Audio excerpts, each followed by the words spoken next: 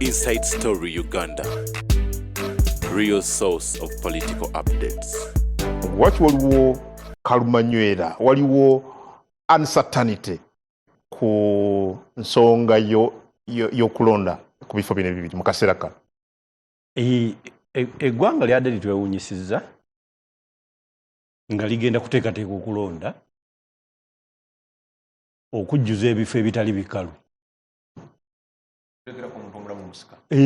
Ebifo byadde si bikalu naye nga waliwo okulanga okwabonna ebifo bikalu okusinziira ku Speaker wa Parliament ya Uganda yatugamba katono nnyo nti yafuna ebbaluwa okuva ewa Speaker wa Parliament ya East Africa ng'amutegeeza nti munnange ebifo bino bikalu.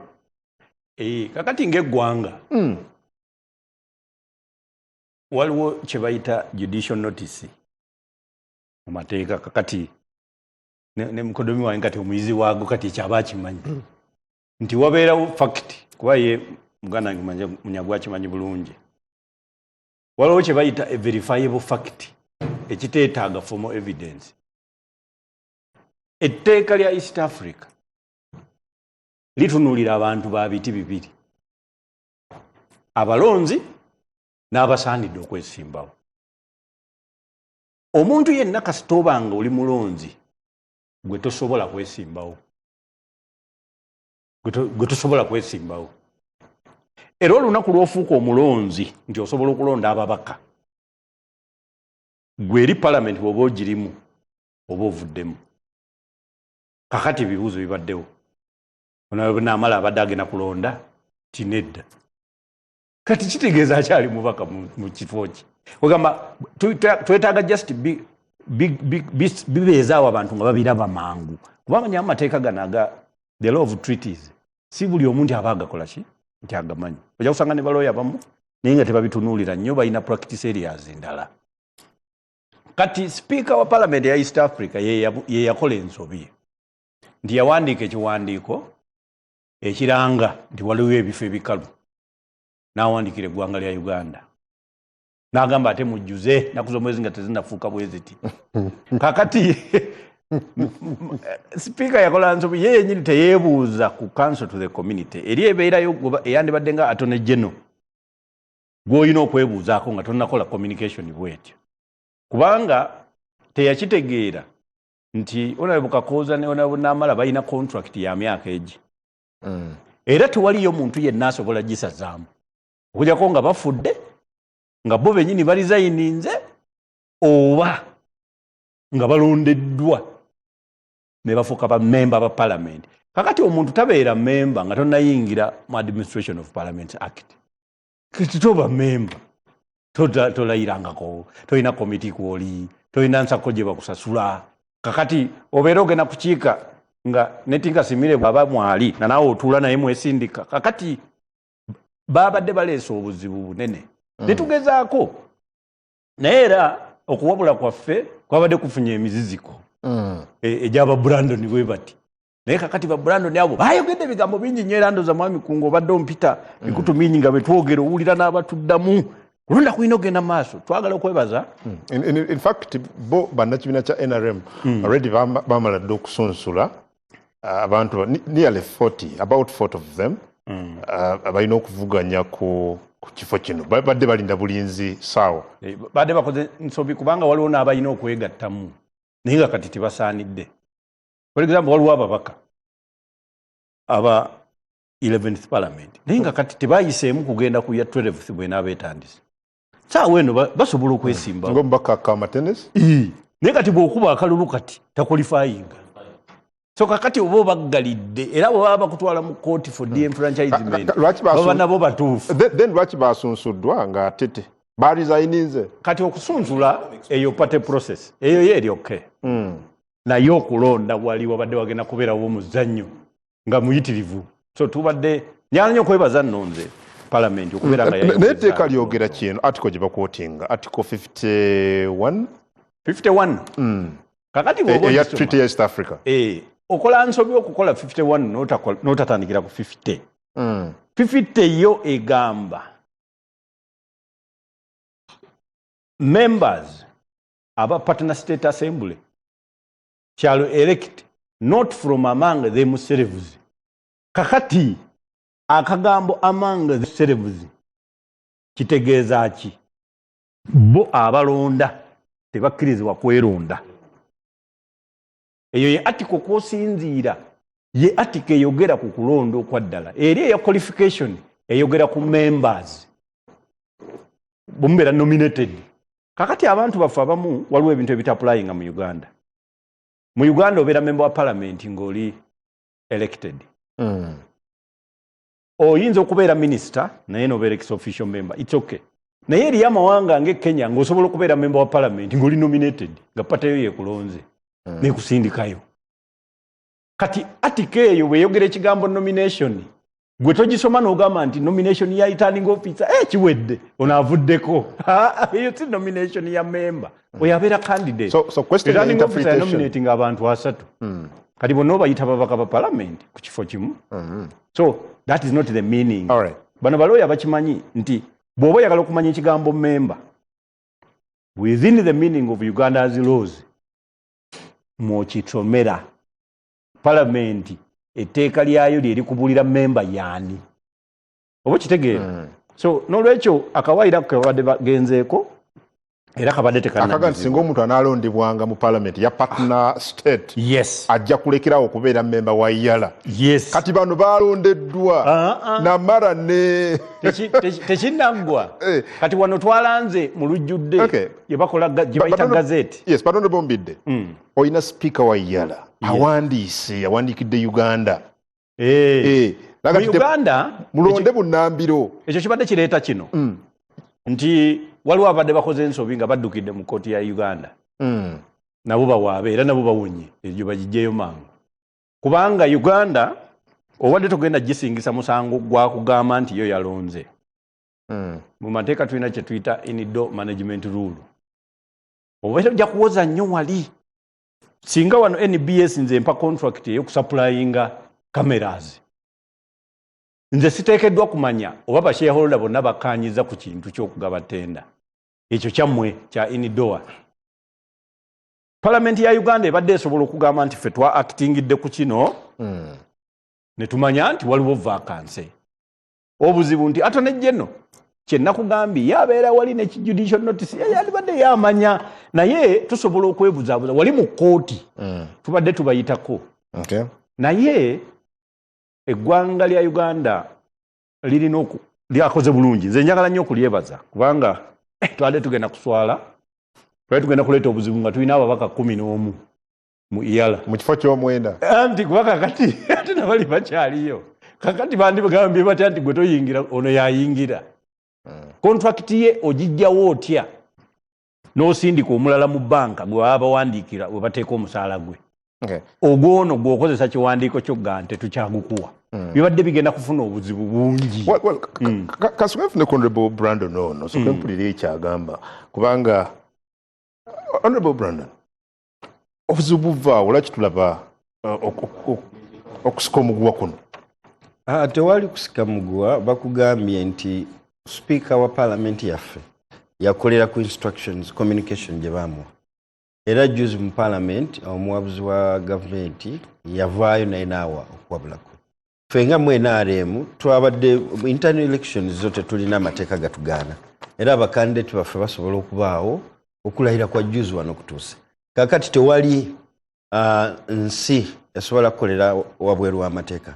Twafunye ategeka CEO wa parliament ateekateeka clerk yawadde notice.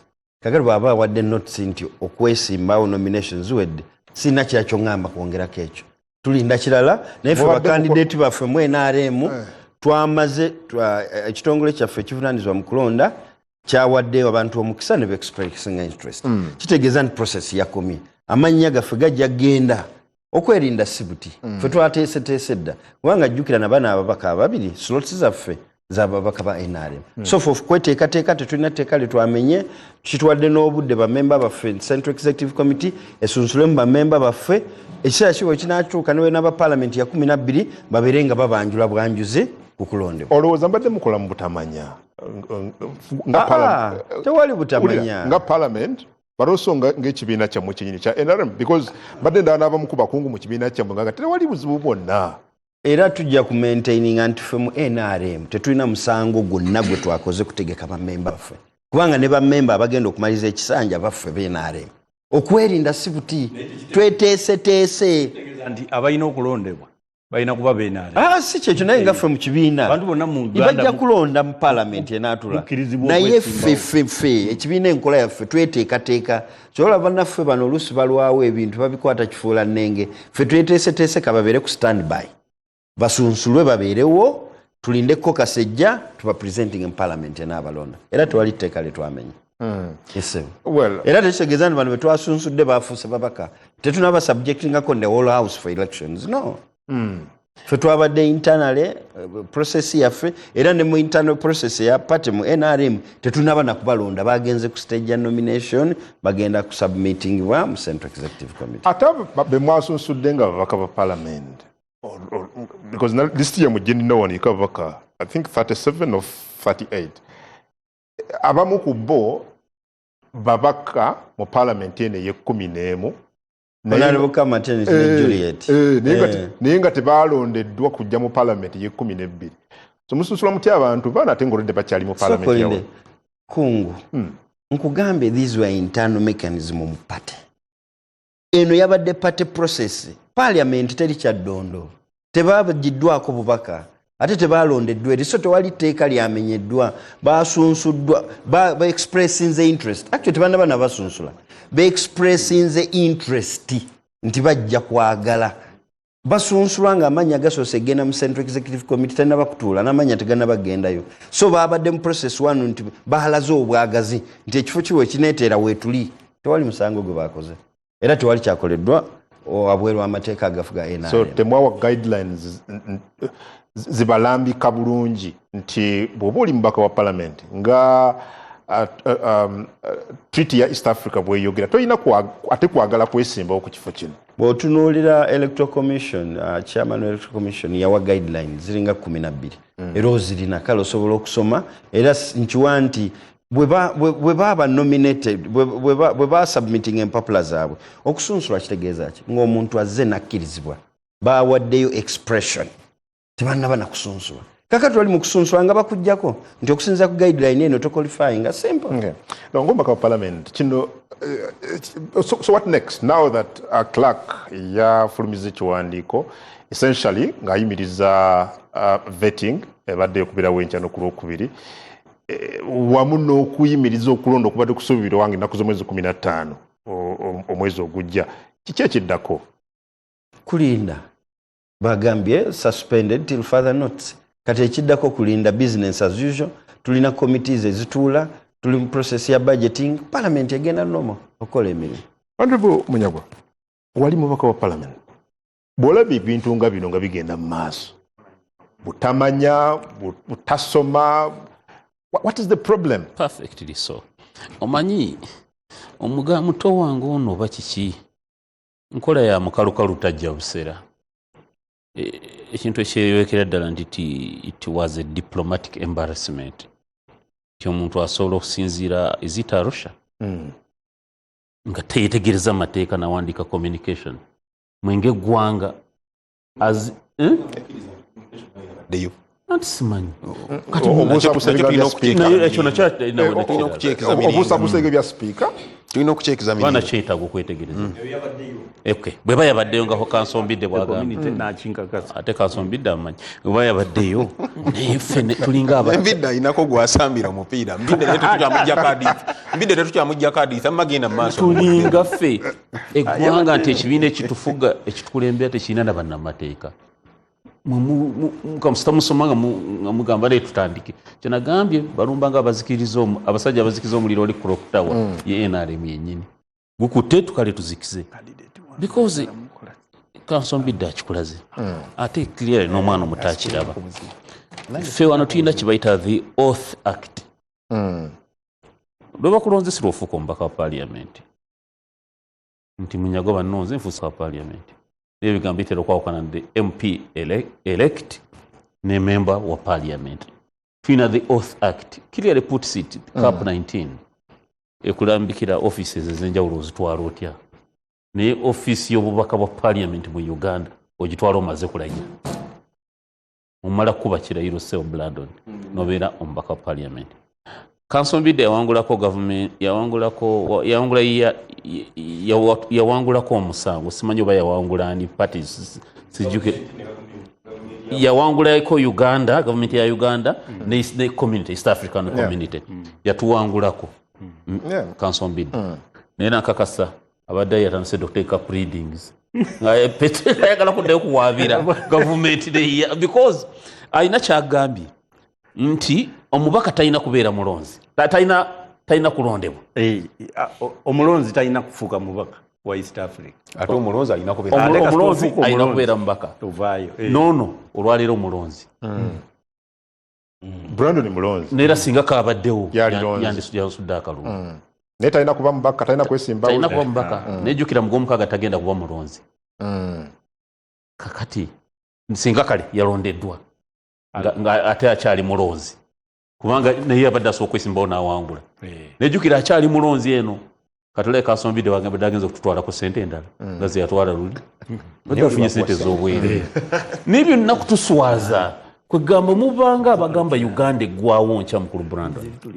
Some of these things byetaaga kutuula you caucus and see how we going to handle this baloya ne badvising kitambula naye omuntu n'abeera Tanzania n'akola ensobi ffe eggwanga lyonna tutambulira ku nsobi ne tuswala tukiremerako ne tuleka baloya ne bajja batutematema ku TV ng'eggwanga eritaliimu na bannamateeka musajja bano batuswaza nnyo balimba. Kiki ekinnyonnyola change of position kubanga mu lutuula lw'okulwokuna nalaba mukyala Mongo speaker ngaga nti okujjako ng'afunye ekiwandiiko ekirala nti bintu bibiri ebisobola okuyimiriza okulonda kuno.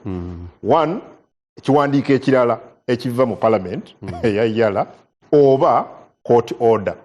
That was Thursday ku lwomukaaga tetulaklaka ng'afulumya anti ndoza lwayalidde mu Kansonbidde olukwe n'abagambako eri nti abasajja nga bategeka musango wano omusango guno mulinde waliwo ayinza okututwala mu mbuga z'amateeka sigamba kubanga ne bwotulya ebbaluwa ya clerk wa parliament naye tekuwa nsonga oba waliwo court order oba ekiwandiiko ekyokubiri kyazze egabugambi tuyimiriza yatemeza akantonde general tugenda kuswala tugenda funa diplomatic embarrassment bange gye emisango buli gibawangula omuntu batandika n'okukastigatinga doubt ku kuntaputa yamwe y'amateeka ng'eggwanga naye amateeka mugategeera ndoza olwo yatemeza akatonde gye no atole gye mu parliament olutuulo lwenyini ku lwokuna yakola ki yawabula era aga no temusaanye genda maaso na process eno newankubadde speaker yalemerako but nze nsuubira nti NRM n'ekizibu ekyo kati ekyadde kibatta ndoza kyadde kimu ngwaliwo abamaze okulobinga abakulu kano mukampe abakulu ne bakkiriza president ne speaker ti katwali kano mukampe katwali kati ya speed netandika mukimpe mawunga tebanefuula you see NRM bwe biba olundoza yadde amaze okulobinga.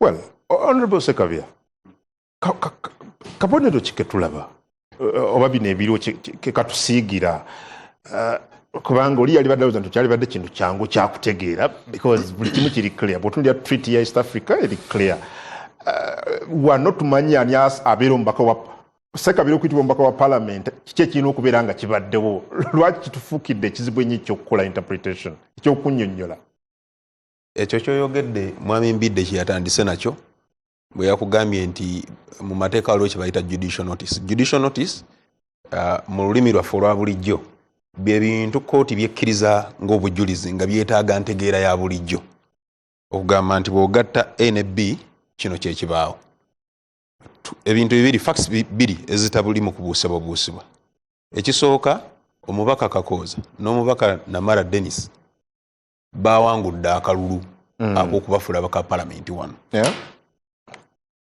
Ekyokubiri eri bagenda kuvaayo bye bitabuusibwabuusibwa okuleka nga be basazeewo kugamba nti ebye Uganda tubirese era tetugenda kulayira wano contract yaabwe eri esigala etambula paka bisanje byabwe bye binaggwako. Naye omubaka Dennis Namara n'omubaka Kakooza banaagenda okufuuka ababaka ba paalamenti etteeka litandika okubakwata obutatuukiriza buvunaanyizibwa bwabwe ba paalamenti eri gye balimu wakati w'ennaku z'omwezi 13 n'ennaku z'omwezi 15 omwezi gw'ogwokutaano n'olwekyo mu buno obudde ebifo ebyo eri tebiri vacant mu paalamenti ya iya kati era bwe bagenda batuula bulungi mu mateeka babaka ba paalamenti aba iyara toyina kyoboogerawo si babaka ba paalamenti eyaffe si babaka ba paalamenti aba paalamenti ye Uganda balifuuka babaka ba paalamenti mu paalamenti ye Uganda nga bamaze okukuba ekirayiro ky'obubaka ba paalamenti obwe Uganda. Kalwaki tebabinyonyedde mu paalamenti?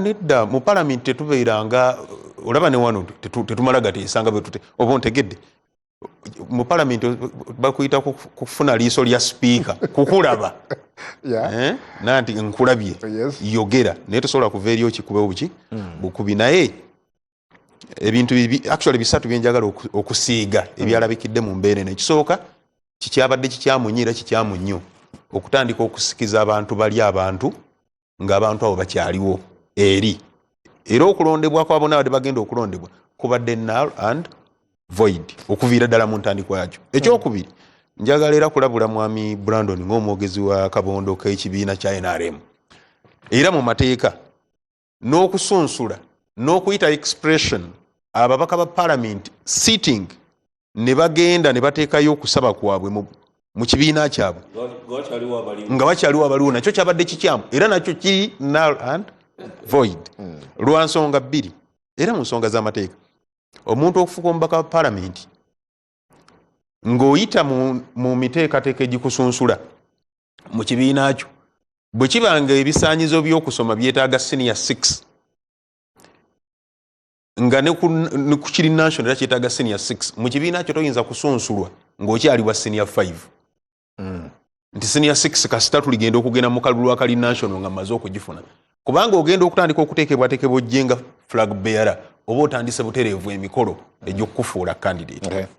N'olwekyo kikyamu kifu okuba nti bano bayisa expression ne ba sitting members ne beetaba mu process eyo era nakyo kikyamu Brandon wewe kuba nkuwulidde wano olwokuba muli ba NRM temugambwako temuyina rule of law ng'okubya obukubi nti biri byaffe biri bya kika ne mu byekika kyammwe amateeka gadde gabakugira era gabagaana era kimwadde mukola kikyamu okuteekateeka ba flag bearers be mugenda okutembeeta okujja. Ekyokubiri mbadde mbuuza mwami mbidde wano kubanga yali yaloopa omusango nga ate ndowooza nti nno nti kabadde mu community ebintu abimanyi bulungi era kikyamu okugamba nti ebifo ebivuddeyo mu paalamenti ebibiri bya NRM n'olwekyo NRM yegenda okubivuganyaako ebiwangule nakyo si kiki tujja okujja mu kitundu ekiddako honorable owulira nganza amazeeyo ensonga zange no awogenda we tujja okujja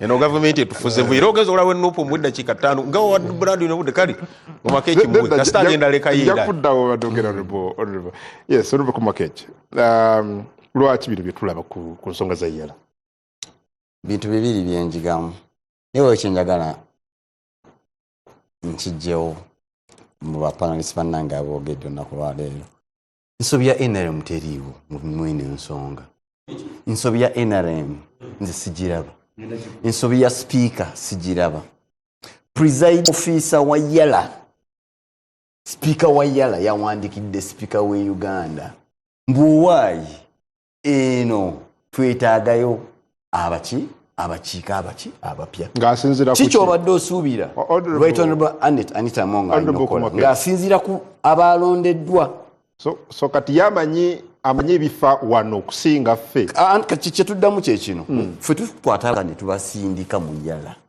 bali balina rules of procedure zaabwe ffe batugamba mbukati kiranga okugamba mukomakeeki bamugobye mukitemawo bamugobye mu parliament olunaku lwaleero electoral commission ejawandikira kiraka wa parliament mbuwaayi tuteeka okulonda okuki okupya nanga bali bawandikidde sipiika wa parliament right honorable Anita Among mbuwaayi wano tulinawo ki tulinawo ebifo langa naye naakola ki n'alanga nga yana reference ya bbaluwa naye tusitudde omugugu gwonna oguvudde eri Arusha honorable Mbidde gye batuula ne tugutuuza wano e Uganda nga ffe abakoze ensobi nze badde ŋŋamba kale katugambibwa amateeka tugamanyi tusirike oli agamba embu Uganda tayagala tukweta bakiise bapya ekyo kye nandibuuza bannange nze nanditudde ne ŋŋamba twanditudde ngenda ko information honorable munange ngenda ko information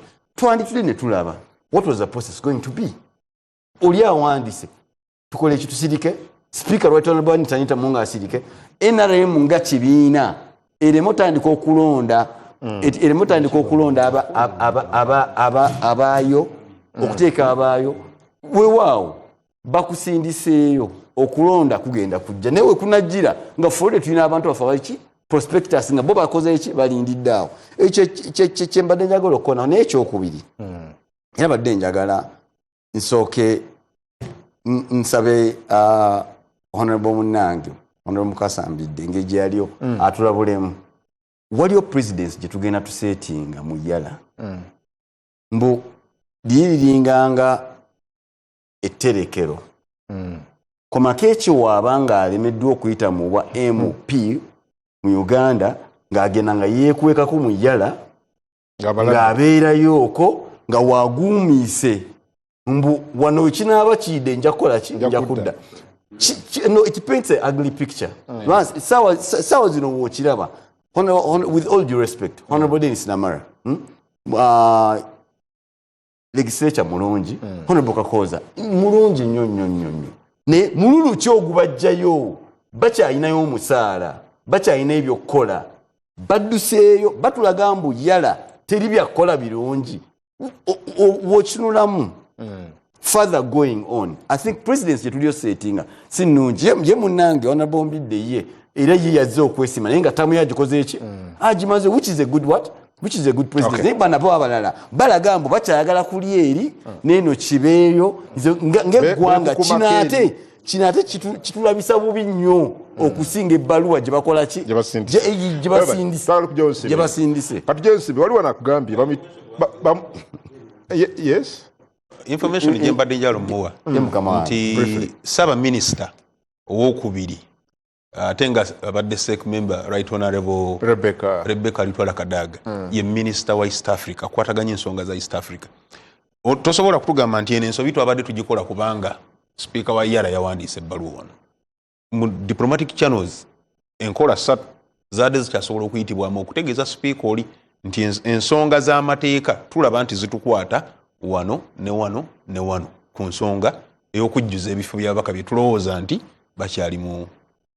bakyalina obuvunanyizibwa mu parliament so kyagala kujjawo kiri kyogambye nti ffe twabadde tukola tugoberera kiri oli kyeyagambye Mivule Ronald y'omu ku aspirant kubaagala komita Donna agambye ali Buziga agambye ekya iyala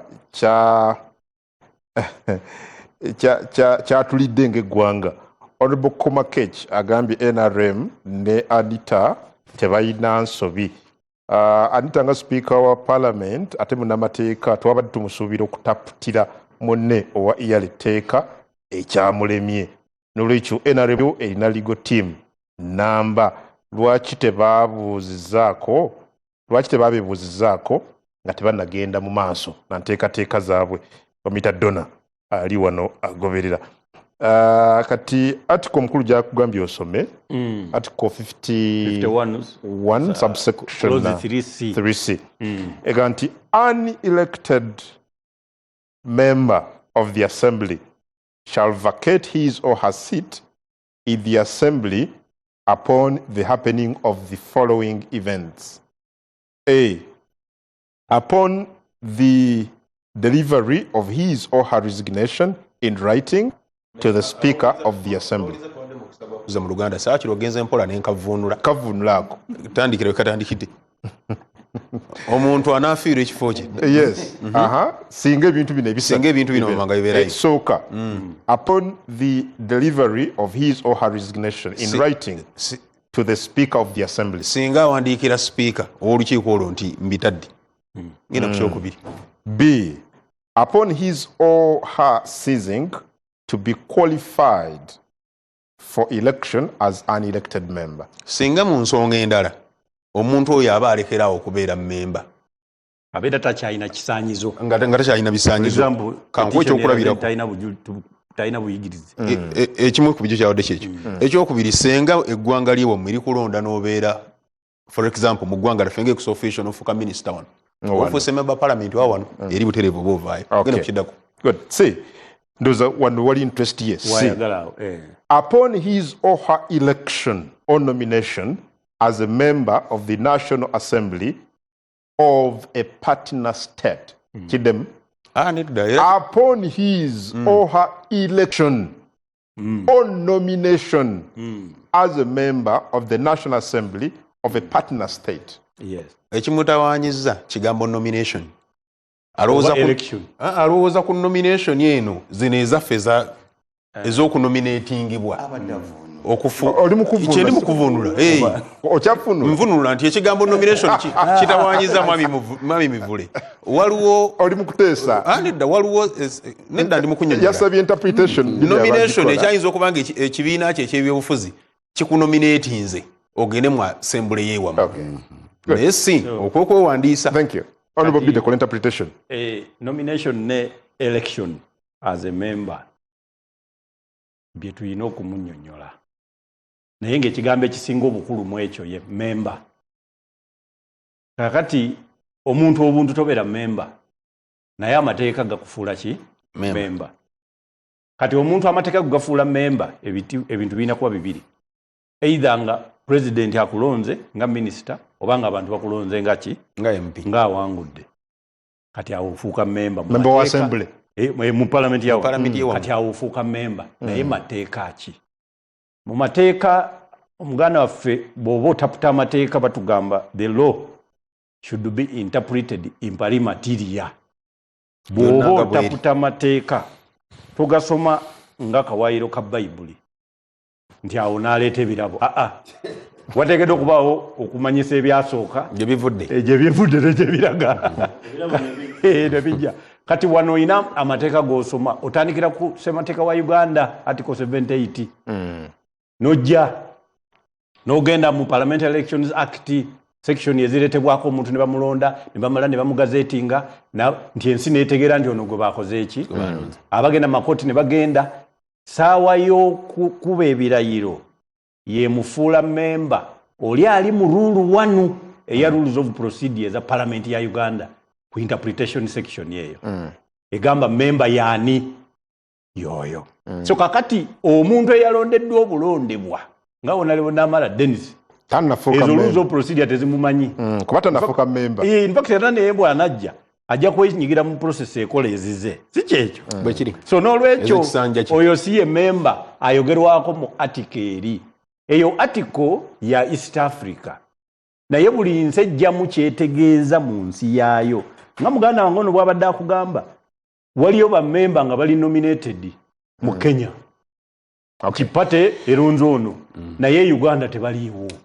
Wano waliwo appointed ministers n'afuuka ex-officio. Era naye nomination kati eyo appointment president bw'amuleeta Parliament nemuvetinga nekakasa. Naye nominated MP yaaba mulala mu act yaabwe eya Parliament eyina ebibiina byegamba nti bironde okusinziira ku participation gye libadde nabyo. So n'olwekyo muganda wange Mivule amuyitani Mivule candidate kakati bw'oba osoma akakawaayiro okasomerako rules of procedure eza Parliament ya Uganda ne article 78 eya constitution ya Uganda ne Parliamentary Elections Act gwe mujja omuntu member onabo n'amala rules tezinamutegeera si member. Good, thank you. Ndoza ekyo kitegerekesa bulungi nnyo. Njagala tutunule ku Parliament eno yennyini eyala tutandule ku bigere tulabe amakulu gaayo kati eri eggwanga ne bammemba. Waliwo newana kubuuza ku kyalino Bumbidde aga nti at some point wayogera nti gwaba kulonda balina kuba waggulu wasinya ya mukaaga naga nti okkiriziganya ne abalina ekirowoozo nti n'ebisanje bibiri birina okugibwa ekkomo lirina okugibwawo aga nti singa ebisanje tebyagibwa singa ekkomo teryaliwo oba oliawo singana kati okyaliyo sigenda kati nkyaliyo tandikirawo tube n'amakulu ga Parliament eno gye tulinga eggwanga but also ogatteko lwaki tulaba nnyo ennaku zino ku opposition tulaba DP UPC yes oza ne FDC yalina yoko ebibiina ebirala nga NUP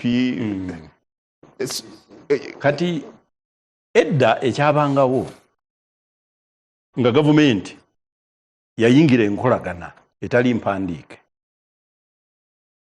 naye nga waliwo ke bayita rules of procedure mu appendix B mwe bali bogerera ku byababaka ba palamenti ya East Africa ko nga bakawandiika nga bagamba nti ebibiina byokka ebiina gye byayita biggest numerical strength bye birina okufuna ababaka ba East Africa. So kati ebibiina ebyo ebyali bisinga amaanyi byali bibiri.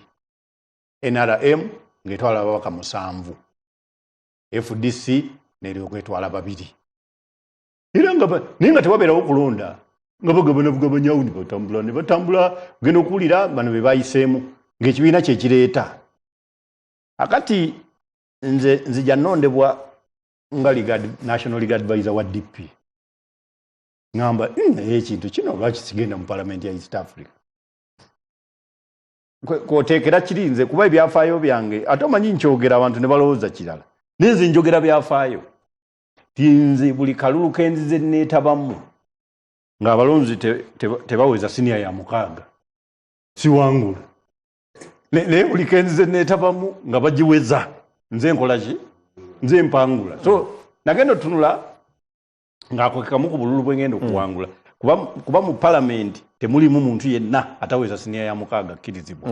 Ate jjukira be balonzi.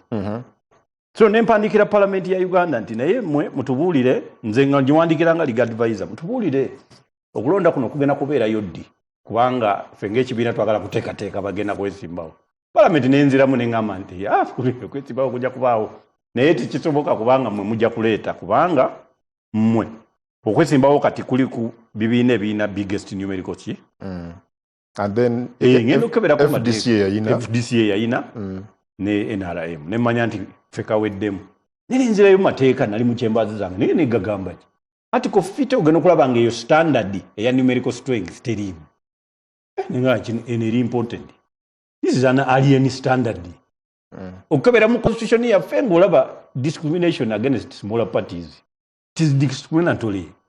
Tosobola nakati mukyagirina naye saagala nnyo batabula muyina bye mugirinamu naye